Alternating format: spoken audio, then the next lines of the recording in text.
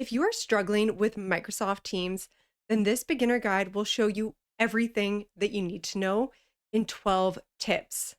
Firstly, what is a team? A team is a group of people in your organization that have a common goal. So we can think of these as departments, so marketing, human resource, or finance, or projects. Let's take a look at the marketing, for example. Now, within our marketing team, we might have sub conversations for general topics, social media, or even events. So let's give each of these subcategories a table where they can communicate with each other and have conversations. We will also give them a space where they can store their files, as well as take some notes, a whiteboard where they can brainstorm, and even a planner so that they can organize their tasks. And then within all of these areas, if they need additional resources, then they can just ask the marketing manager and we can ensure that those are assigned accordingly. So I like to think of a team as a house. And in my ebook, I describe a team as the lively home of your digital workspace. So let's now pop in to Microsoft Teams and see this in action. To access Microsoft Teams, we just need to go to teams.microsoft.com in your browser. Or if you are already logged in, you can access Microsoft Teams from the app launcher in any of your 365 apps. Alternatively, if you have the desktop versions of the Office products, then you can search for Teams from the Start menu on your computer. So this will bring you to the Teams dashboard. And on the left-hand side here, we have the left navigation menu, which is the command center within Microsoft Teams. Then we have the search bar, which is a powerful tool, as well as some additional account and notification settings on the top right. So today we are going to walk through each of these components, starting with Teams on the left navigation. Feel free to pause the video and take screenshots of these, as I will be showing summaries throughout the rest of the tutorial. So here we are in the Teams area, and at Amy's Animal Shop, we have a marketing team to manage our marketing initiatives. And this team is divided into that general, events, and social media channels. So these are similar to those tables that we just saw in our diagrams. And within each of these channels, we have tabs at the top. So we have a post tab where we can have conversations, a files tab, a notes tab, a whiteboard, and then tasks. So we can see how the channels help us organize our teams and organize our content within each of those channels. In addition to that, we also have a Project A team. So if we expand this, then we'll see that we have a channel here for phase 1. But if you ever notice that some of your channels are missing, then you'll also see a See All channels. So if I click that link, then these are going to be all of the channels within the Project A team. So for example, we have the general channel, one for contractors, phase 1, and project managers. So we can see that phase 1 is currently visible, but I can also hide it if I wanted to. I could decide to show the contractors as well as the general. So this is how we can narrow down our channels that are visible within a team so that we can focus only on the channels that we are actually interested in. And in addition to managing your channels from here, we can also hover over a channel, select the ellipses, and go hide. And then now we can just focus on that contractor's channel.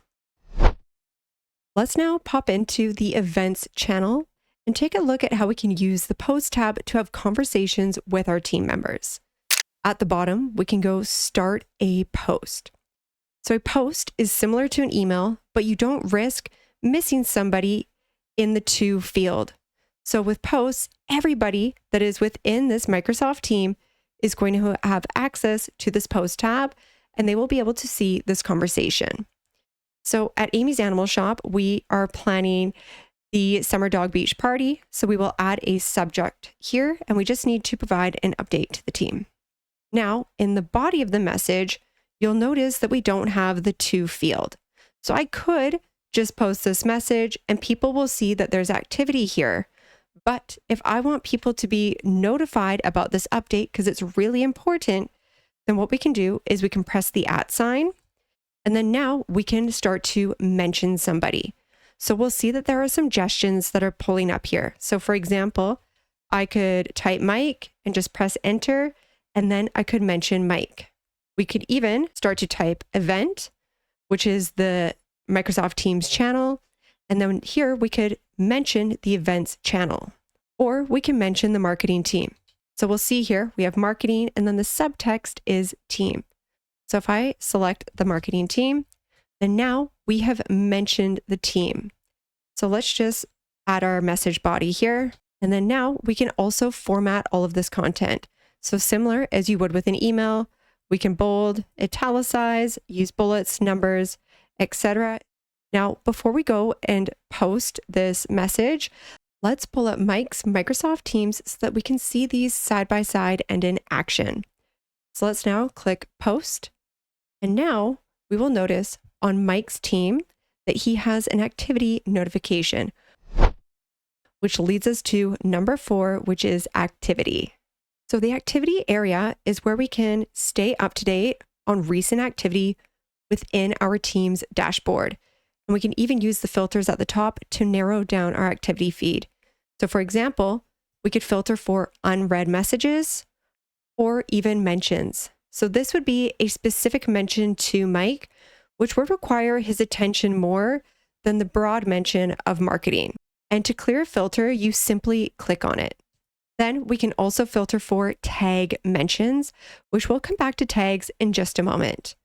So here we have that message that Mike has been notified about for the Summer Dog Beach Party update.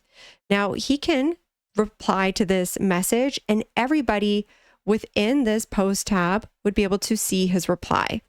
But because this is just an update to the team and we haven't actually asked for feedback, instead of replying, what Mike can do is simply react to this message, which will acknowledge that he has read it. And you'll see here on my Microsoft Teams that I have also received an activity feed notification that Mike has reacted to my message. Now, I'm just going to clear out of here. I'm going to click on a different message. And then now, when we go back to this message, you'll notice that it is now marked as read. But if you're not able to respond to a message right away and you need to come back to it at a later date, then you can hover over a message, select the ellipses, and then we can go mark as unread. So now when you come back to that message, you can filter for your unread messages, and then you can draft a proper reply. The activity feed can also get a little overwhelming, which leads us to number 5, which are tips for managing your activity feed.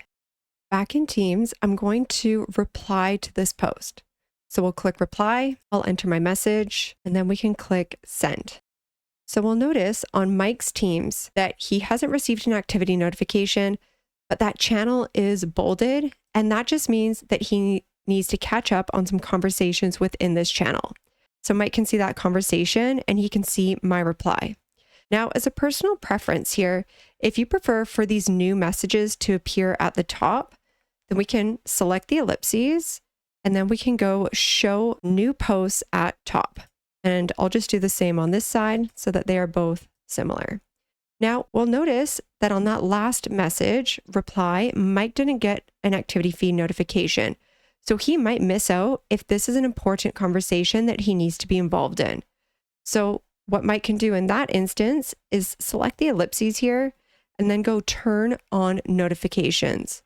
So now if I reply again and send, then now Mike is going to have that bolded channel, but he's also going to get a notification in his activity feed. If he decides that that's too much, then he can once again select the ellipses and go turn off notifications. And the last point leads us to number 6, which is to use tag mentions instead of team or channel mentions. To add a tag, we will hover over a team name and then select the ellipses. From here, we will go manage tags. And then now we can go create tag. And in our example, I'm going to create a tag for the event organizers, which are going to be a subgroup of the event channel. Down below, I will add my team members. And then we can go and create. So let's now go into our events channel and we will go and create a new post so that we can see this tag in action. We have a new finally approved event mascot. So I want to let our event coordinators know and provide them with the photo. So this time we will press the @ sign, but we will search for that new tag. So here we'll see that tag icon for the event organizers. And then we can start to type out the body of our message. Now that we have typed out our message, we need to add a file to this post, which leads us to number 7, which is managing files within Microsoft Teams. So to add a file to this post, we can click the plus icon and go attach file. From here, you'll see some suggested files that you may have been working on recently, but I have something from my desktop, so I'm going to upload from this device. And then here, I'm going to select the mascot and then open.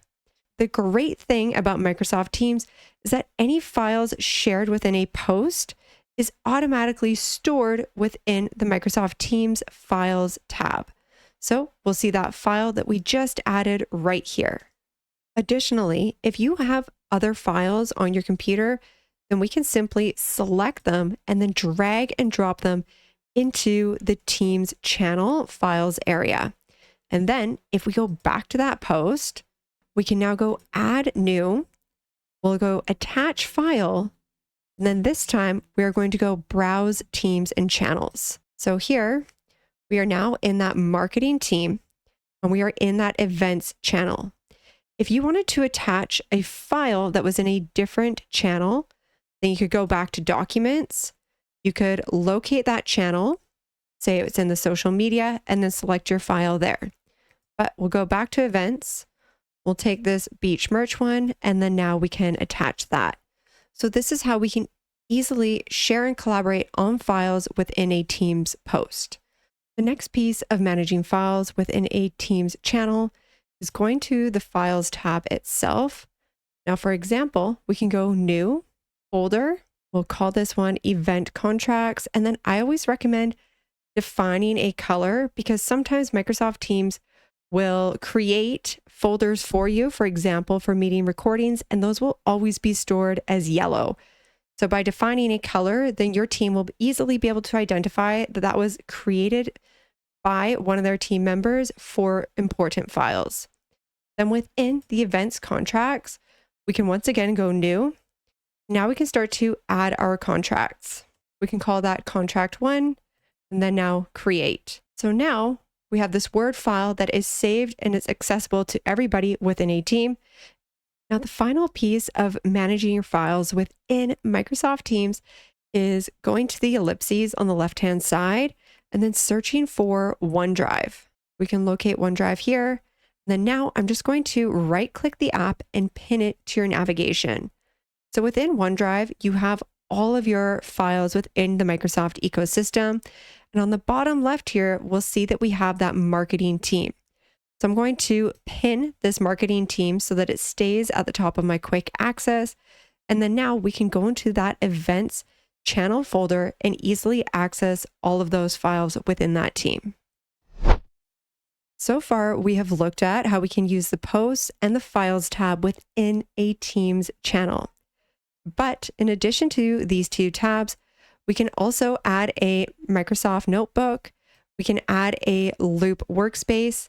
Now, I would suggest just choosing one of these to ensure that all of your notes are kept in the same area. And if you do want to see a comparison video of Loop versus OneNote, specifically within a Teams setting, then I will include a link in the description below. Additionally, we can add a Microsoft whiteboard where you can brainstorm with your team, as well as a planner plan where we can assign tasks for projects or even add lists, which are great for organizing routine processes. This video today focuses specifically on a beginner tutorial. And if you do want me to do a video on how I set up a Microsoft team for managing projects or even departments, then drop a comment below and we'll see if we can get enough votes. So let's now move on to number 9, which is meetings and calendar. Within a channel of Microsoft Teams, you can go to any of the tabs at the top, and on the right-hand side, you'll see a little meeting icon. So from here, you can either use the Meet Now feature, which is great for doing an ad hoc meeting or an impromptu meeting to make a quick decision on the fly, or you can schedule a meeting, which is going to be a bit more formal. So let's now use the Meet Now feature to walk through how all of this works. I'm just going to minimize this. So now we can see Mike on the left-hand side and see what kind of notifications he gets. So before you join the meeting, you'll see that we have the meeting name, and then here I have my camera settings. So I can define a background filter or even just do a standard blur. It's totally up to you. And then out of there, we can also define our computer and our other audio settings. So this just gives you a chance to get everything set up before you actually start the Teams meeting. When you have everything ready, then you can go and join. Here we are within the meeting, and you'll notice on the left-hand side here that Mike is already in that channel, and it even has that little icon to indicate that a meeting is taking place. So Mike could click the Join Now button, or if he's having a difficult time finding this notification, then I could copy the meeting link and share it with him in a chat, or I could do it by an email. But one thing that I do like to do, which is super easy, is doing the Add Participants. So this takes us to the People tab in the meeting controls, and you'll see at the bottom here that we have suggestions. So if I request Mike to join, then we will see that Mike has a pop-up appear within his Teams, and he can either accept or decline the call. So I'm going to decline this so that we can just focus on the meeting in the big screen. So at the top here, we have our meeting controls.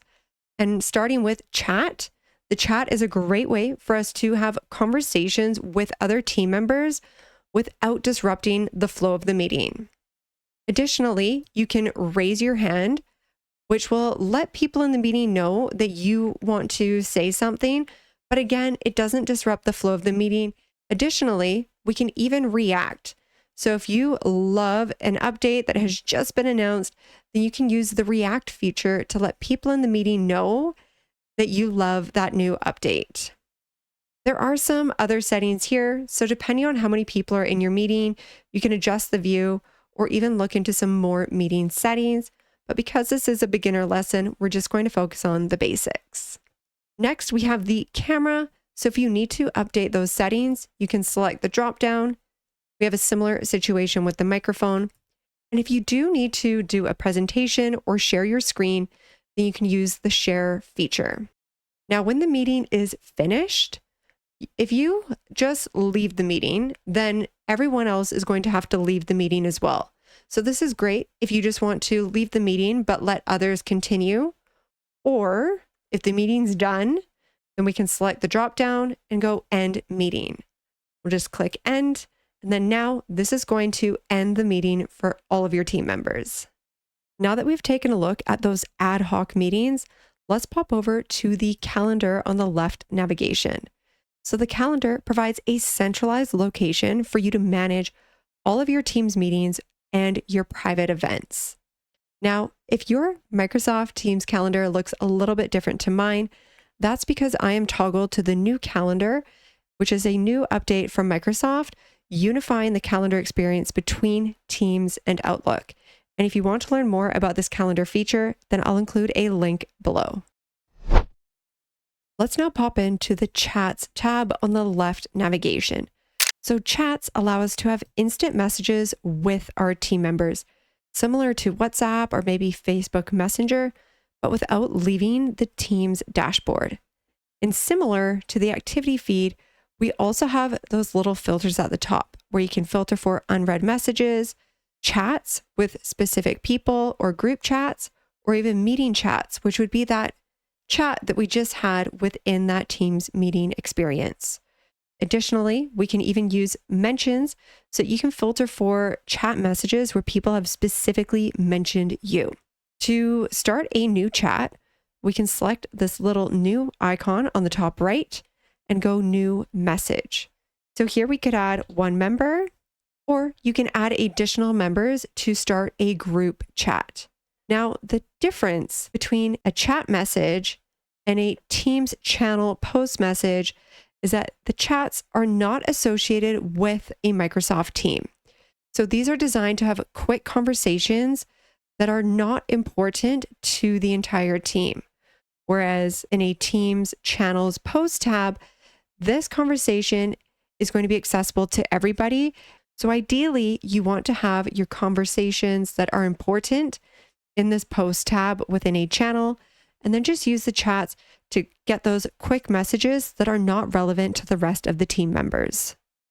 And as a little tip, if you find yourself toggling back and forth between chats and Teams, then Microsoft has released a new update. So we can head over to the right-hand side, go settings, and then from here, we can go to chats and channels. And at the very top, you can see that I have those as separate, but if we click combine, then you'll notice that the chats area now combines our chats as well as our teams and channels below. So this eliminates the toggling of back and forth. The search bar is a powerful tool and also the only shortcut key that you'll need to remember within Microsoft Teams. So you'll notice in the search bar, we have Control-Alt-E. So if we press that on our keyboard, then we will be redirected to the search bar. So here I can start to type contract, for example, and we'll see a handful of items appear. But if I know that I'm specifically searching for a file, then I can toggle to files and we will see that marketing team and events channel contract one that we just created. And if you can hear my neighbor's kids playing in the background, I am sorry. I'm so close to wrapping up this video. So now that we have seen how we can use that chat experience, we can even clear that files filter. And if we just search for contract, then we'll be brought to the search area. And you'll notice that we are toggled to all. But if you know that you're looking for a file, then you can filter for files. And let's say we had a bunch of files here. Maybe we had some PDFs and we were specifically looking for that Word document. Then we could filter for file type and then go to Word. Now I'm going to go Control-Alt-E and go back to the search bar. We're going to backspace out of here. And then now I'm going to press /. So the / brings up all of these other commands that you can use within Microsoft Teams. And you'll see that we are on that go to. So I'm just going to tab. And then now we'll see this little go to appear. So this is going to bring me to that chat with Mike, or you can go to different channels. So let's, for example, start to type events. And then now we can quickly toggle to that events channel within the marketing team. So on the left navigation within Teams, we can actually customize this to our own preferences. So for example, if you want this chats tab at the top, we can simply drag and drop it to that new location. And in addition to dragging and dropping these items, we can also add more apps. So we can select the ellipses, and then here, some apps that I would recommend adding would be Microsoft Loop, for example, or even Microsoft Planner. And if you want to learn how to manage all of your tasks across 365 apps with Microsoft Planner, then you can check out my other video here.